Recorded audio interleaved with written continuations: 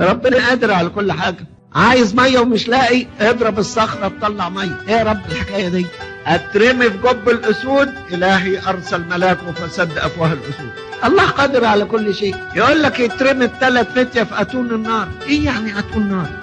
ده اتون النار ده يخوف العيال الصغيرين، لكن عند ربنا امشوا جوه اتون النار ولا يجرى لكم حاجة، ولا رائحة النار تبقى في ملابسكم، ولا يشيط جزء من نسيج ملابسكم، ويتمشى معهم كده. ايه قدرتك يا رب العجيب؟ يبلعك الحوت ولا تموت، مش هيجرى حاجة. والحكاية بعد شوية تفوت وتلاقي الحوت رماك وطلعت تمشي وراه. يهجم عليك الناس، يشق لك في طريق في البحر، تمشي جوه في البحر والموج على يمينك وعلى شمالك. ايه ده يا رب؟ ربنا قوي في كل حاجة، قدرته تفوق الوصف. بطرس لما لقى المسيح ماشي على المية قال له امشي معاك، قال له تعال، لقى نفسه ماشي على المية، بص للموج هايج خاف. قال له بتبص الموج؟ بص لي انا. ما تبص الموج تخاف، لكن تبص المسيح ما تخافش. مد ايدك مشيها على المية. ايه دي؟ قادر على كل شيء. ما دام انت مع ربنا ما يهمكش ابدا. زي المرأة اللي قالت المس ثوبه يجف الدم النزيف اللي بقاله 18 سنة، مجرد لمس الثوب. ازاي؟ قوة عجيبة خرجت منه. قدرة ربنا غير محدودة، عشان كده بنقول القادر على كل شيء. لذلك احنا نطمئن لله القادر على كل شيء. يعني لو تعبت من اي حد تقول ايه يعني؟ فلان ده جبار وذو بأس شديد، تقول ربنا اعظم منه يروح فين؟ يا ما دقت على الراس طبول، يعمل ايه ده؟ لولا ان الرب كان معنا حين قام الناس علينا لابتلعونا ونحن احياء. ولا يجرى حاجه ما دام ربنا معانا. يقول لك ايه؟ نجت انفسنا مثل العصفور من فخ الصيادين. الفخ انكسر ونحن نجوم. العصفور يقدر يكسر الفخ؟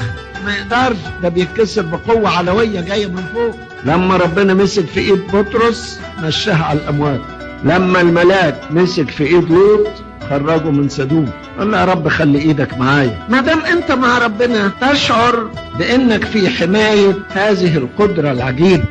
يرسل ملائكته فيحملونك على ايديهم لئلا يعثر بحجر رجل. يسقط عن يسارك الوف وعن يمينك ربوات، اما انت فلا يقتربون اليك. دي القوة العجيبة بتاعت ربنا. عشان كده اللي يمشي مع ربنا ويكون مؤمنا ايمانا حقيقيا بقدرة الله لا يخاف ابدا. ما دام انت مؤمن بالله وبقدرة الله لا يمكن تخاف. تخاف من ايه؟ في حد اقوى من ربنا؟ مفيش. ما تخافش ابدا.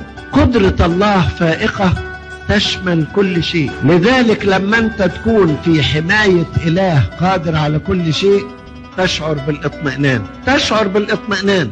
وربنا ده طيب جدا، تطمئن الى عمله معاك وتنبسط.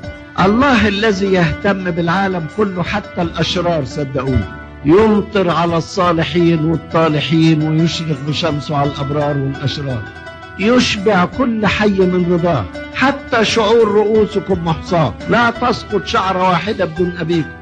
انت تطمئن إلى قوة الله، وتطمئن إلى أن قوة الله ممتزجة بمحبة الله وبرعاية الله وبعناية الله وبحفظ الله.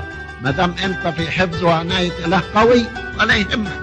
هي الحكاية بس عايزة ايمان، وعايزة ثقة بربنا، وعايزة معرفة بربنا، ومعرفة بقدرة ربنا، ومعرفة باهتمام ربنا.